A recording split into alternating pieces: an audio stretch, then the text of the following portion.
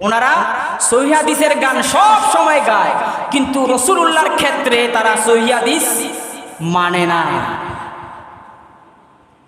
আপনি যদি দলিল দেন, আপনি যদি বলেন 40 বছর আগে নবী ছিলেন না, তাহলে আপনি দলিল পেশ করুন যে সহিহ হাদিসে আছে, অথবা হাসান হাদিসে আছে, অথবা হাসান লি জাতি, হাসান লি গায়রি, সহিহ লি জাতি, সহিহ লি গায়রি, দঈফ হাদিস, মুরসাল হাদিস, যেই কোনো হাদিস দেখান যে রাসূলুল্লাহ 40 বছর আগে নবী ছিলেন না।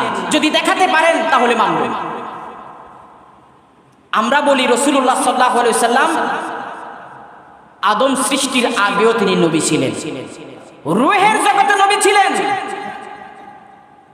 আর আপনি তো কোনো দলিলে পেশ করতে পারেন নাই, অথচ সব সময় সহিহ হাদিসের চাপা আপনি বলে বেড়ান, সহিহ হাদিসের চাপা মারেন। এখানে সহিহ হাদিসের প্রয়োজন নাই, আপনি মনোপ্রসূত একটি কথা বলে দিলেন, আর জাতি সেই কথা বিশ্বাস করে আকীদা নষ্ট হচ্ছে, বিভ্রান্তিতে পতিত হচ্ছে, আর ঈমান আমল ধ্বংস হয়ে তারা